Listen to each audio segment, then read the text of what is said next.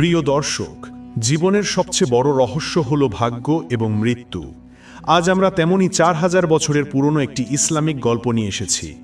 বনি ইসরায়েলের জনপদের এক জ্ঞানী দরবেশ এবং তার বোবা বন্ধুর হৃদয়স্পর্শী পুনর্মিলনের এক যাত্রা দিয়ে শুরু হয় এই কাহিনী। কিন্তু পথেই তার সঙ্গী হন স্বয়ং মৃত্যুর ফেরেশতা। দেখতে থাকুন সেই অবিশ্বাস্য ঘটনাবলী, যেখানে জ্ঞানী দরবেশ জানতে পারেন তার বন্ধুর শেষ পরিণতি, এবং এরপর হতেই জন্ম নেয় একের পর এক হৃদয়স্পর্শী ঘটনার। প্রায় 4000 বছর আগের ঘটনা। বনি ইসরায়েলের এক শান্ত জনপদে এক সৎ, আল্লাভীরু ও জ্ঞানী দরবেশ বাস করতেন।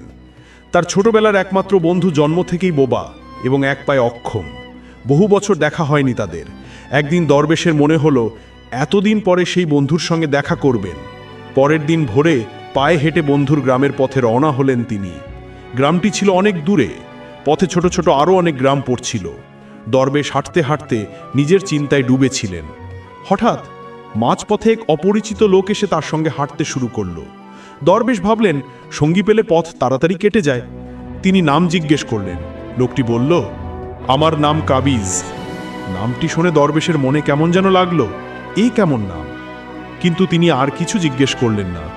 পথে এক গ্রামে পৌঁছতেই কাবিজ বলল, আপনি এগিয়ে যান, আমি একজনকে বার্তা দিয়ে পরে আসছি। দরবেশ এগিয়ে গেলেন। কিছুক্ষণের মধ্যেই গ্রামে শোনা গেল একজন মানুষকে সাপ কামড়ে মেরে ফেলেছে। কিছুক্ষণ পর কাবিজ আবার এসে দরবেশের সঙ্গে যোগ দিল। দুজন চলতে চলতে আরেক গ্রামে পৌঁছলেন। সন্ধ্যা নেমে আসছিল। দরবেশ বললেন, রাত হয়েছে, সারাদিন হাঁটাহাঁটি করে ক্লান্ত হয়ে গেছি, এখানেই খেয়ে বিশ্রাম নিই, ভোরে আবার যাত্রা শুরু করব। কাবিজ বলল, ঠিক আছে, তবে আমাকে এই গ্রামে কিছু জরুরি জিনিস দিতে হবে, আপনি আগে খেয়ে নিন, আমি পরে আসছি। তার যাওয়ার পরই গ্রামে আগুন লেগে গেল। দেখতে দেখতে পুরো গ্রাম ছাই হয়ে গেল। দরবেশ অবাক হলেন, এই লোকটি যেখানেই যায় সেখানেই বিপদ ঘটে। কিন্তু তিনি রাতে কিছু বললেন না। সকালে দুজনে আবার পথে বেরোলেন। কিছুটা গিয়েই আরেকটি গ্রামের বাইরে কাবিজ বলল, আপনি এগিয়ে যান, আমার কাজ আছে। কিন্তু এবার দরবেশ আর এগোলেন না, চুপচাপ দাঁড়িয়ে থাকলেন, দেখবেন লোকটি কি করে। হঠাৎ গ্রামের ভেতর থেকে চিৎকার শোনা গেল, একজনকে সাপ কামড়ে মেরে ফেলেছে। তারপরই কাবিজ ফিরে এসে আগের মতো হাঁটতে লাগলো। দরবেশ আর নিজেকে সামলাতে পারলেন না। তিনি বললেন, আপনি যেখানেই যান সেখানেই বিপদ ঘটে, আপনি আসলে কে বলুন তো? লোকটি হেসে বলল, আমি আপনাকে একজন বড় জ্ঞানী ভেবে সঙ্গে হাঁটছিলাম, তবু আপনি এখনো বোঝেননি আমি কে? দরবেশ বললেন, আমার কিছুটা ধারণা হয়েছে, তবে আপনার মুখ থেকে শুনতে চাই। লোকটি বলল, আমি মৃত্যুর ফেরেশতা। আল্লাহর আদেশে আমি সেই সব প্রাণ নিই যাদের আয়ু শেষ হয়ে যায়। দরবেশের আগেই সন্দেহ ছিল, তবু নিজের কানে শুনে ভয় পেয়ে গেলেন। তিনি সাহস করে জিজ্ঞেস করলেন, যদি সত্যিই আপনি মৃত্যুর ফেরেশতা হন, তাহলে বলুন পরের মৃত্যু কার? মৃত্যুর ফেরেশতা বললেন, তোমার সেই বন্ধু যার সঙ্গে তুমি দেখা করতে যাচ্ছ, আর তার মৃত্যুর কারণ হবে তুমি নিজেই। এই কথা শুনে দরবেশের বুক কেঁপে উঠল। তিনি ভাবলেন, যদি এই ফেরেশতার কথা সত্য হয়, তাহলে তার কারণে তার শৈশবের বন্ধুর মৃত্যু হবে। তাই তিনি সিদ্ধান্ত নিলেন বন্ধুর সঙ্গে দেখা করবেন না, গ্রামে ফিরে যাবেন। কিন্তু যেই ঘুরলেন, দেখলেন তার বন্ধু দ্রুত তার দিকে আসছে। বন্ধুটি খুশি মনে ছুটে আসছে, যেন অনেকক্ষণ ধরে তার পিছনেই আসছিল। কিন্তু সে তো বোবা আর অক্ষম, তবুও তার কাছে পৌঁছানোর চেষ্টা করছিল প্রাণপণে। দরবেশ কিচ্ছু বলতে পারলেন না। হঠাৎ বন্ধুটি তার সামনে এসে পড়ে গেল। হৃদযন্ত্র বিকল হয়ে তার মৃত্যু হল। দরবেশ স্তব্ধ হয়ে মৃত্যুর ফেরেশতার দিকে তাকালেন। ফেরেশতা বললেন, তোমার বন্ধু অনেক দূর থেকে প্রাণপণে তোমার কাছে আসছিল, তার শক্তি ছিল না, বয়সও বেশি ছিল। অবশেষে সে সীমা ছাড়িয়ে এলে হার্ট অ্যাটাক হয়ে মৃত্যু হলো, কারণ তুমি তার লক্ষ্য ছিলে, আর সে তোমাকে পেতেই ছুটছিল, তাই তুমি তার মৃত্যুর কারণ হলে। দরবেশ এখন পুরোপুরি বিশ্বাস করলেন যে ইনি সত্যিই মৃত্যুর ফেরেশতা। তিনি মৃত্যুর ফেরেশতাকে বললেন, যখন আমার বন্ধুর মৃত্যু হবার ছিল, তখন আপনি শুরু থেকে আমার সঙ্গে হাঁটছিলেন কেন? ফেরেশতা বললেন, আমি সবার সঙ্গে হাঁটি, সব সময় হাঁটি, কিন্তু মানুষ আমাকে চিনতে পারে না, কারণ তারা নিজেদের চিন্তার সমস্যায় এতটাই ব্যস্ত থাকে যে আমার উপস্থিতি টের পায় না। দরবেশ শান্ত গলায় জিজ্ঞেস করলেন, বলুন আমার মৃত্যু কবে এবং কিভাবে হবে? মৃত্যুর ফেরেশতা মৃদু হাসলেন, বললেন, এটা কোনো সাধারণ প্রাণীর জানা বিষয় নয়, কারণ কেউ যদি নিজের মৃত্যুর দিন জানে তবে সে সুখে বাঁচতে পারে না। তবু আপনি আল্লাভীরু এবং জ্ঞানী ব্যক্তি বলেই বলছি, আপনি জানলেও বিচলিত হবেন না। তারপর ফেরেশতা বললেন, তোমার মৃত্যু হবে আজ থেকে ঠিক 6 মাস পর আজকের দিনেই, অন্য এক দেশে ফাঁসির মঞ্চে। আর আশ্চর্যের বিষয় হলো, তুমি হাসি মুখে সেই ফাঁসি মেনে নেবে। এই কথাগুলো বলেই মৃত্যুর ফেরেশতা অদৃশ্য হয়ে গেলেন। দরবেশ কিছুক্ষণ নিশ্চুপ বসে রইলেন। বন্ধুর দাফন সম্পন্ন করে নিজের গ্রামে ফিরে এলেন। কিন্তু মৃত্যু সম্পর্কে জেনে শান্ত থাকা কি কখনো সম্ভব? যত জ্ঞানীই হোক, মৃত্যুর ছায়া মানুষকে কাঁপিয়ে তোলে। তিনি ভাবলেন, আমার দেশের খলিফা এবং তার উপদেষ্টারা তো অনেক জ্ঞানী, নিশ্চয়ই কোনো উপায় বের করতে পারবেন। সোজা রাজপ্রাসাদে গিয়ে দরবেশ সব ঘটনা খুলে বললেন। খলিফা উপদেষ্টাদের ডাকলেন। অনেক চিন্তা করে তারা বললেন, যদি কথাটা সত্য হয় তবে মৃত্যু তখনই হবে যখন আপনি অন্য দেশে যাবেন। যদি আপনি নিজের দেশেই থাকেন, মৃত্যু আপনাকে ছুঁতে পারবে না। খলিফা হাসলেন, তাহলে থাকুন আমাদের প্রাসাদেই, কেউ যেন আপনাকে বাইরে যেতে না বলে। দরবেশের জন্য মহলে আরামদায়ক বাসস্থানের ব্যবস্থা হলো। তিনি প্রাসাদেই থাকতে লাগলেন। কিন্তু ভয় তাকে তাড়া করত। মৃত্যুর দিন যত ঘনিয়ে আসছিল ততই অস্থির হচ্ছিলেন তিনি।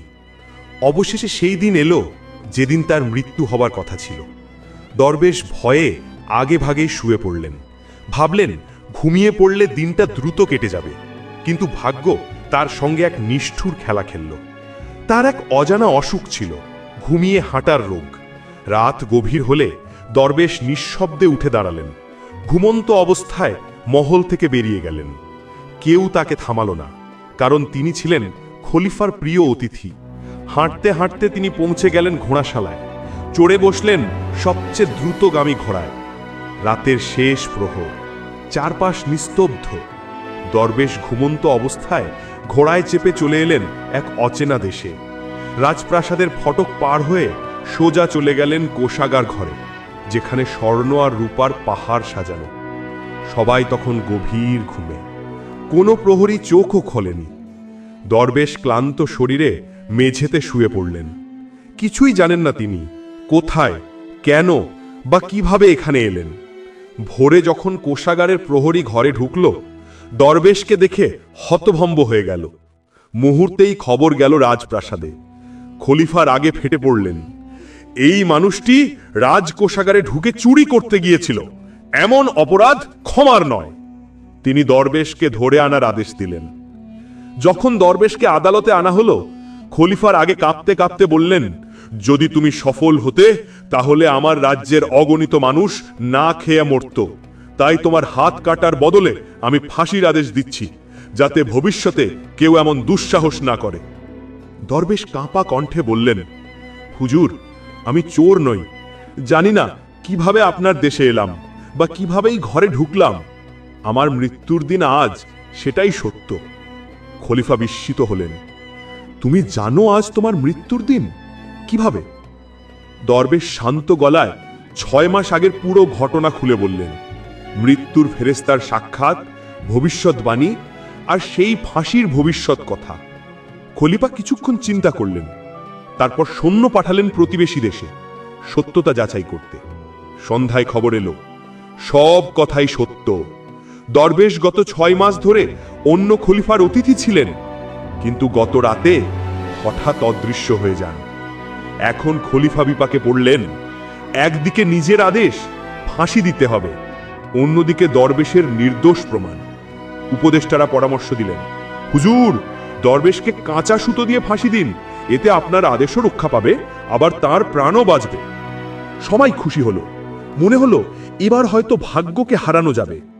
ফাঁসির মঞ্চ তৈরি হলো। দরবেশ হাসি মুখে এগিয়ে গেলেন, যেমনটা মৃত্যুর ফেরেশতা বলেছিলেন।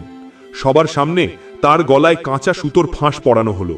মুহূর্তেই সুতো ছিঁড়ে গেল, কিন্তু ছিঁড়ে যাবার আগেই সেই নরম সুতোটাই গলার শিরা কেটে দিল। রক্ত ঝরতে লাগলো নদীর মতো। দরবেশের শরীর নিস্তব্ধ হয়ে পড়ল মাটিতে। সবাই স্তব্ধ। এক টুকরো কাঁচা সুতো কিভাবে মৃত্যুর কারণ হলো?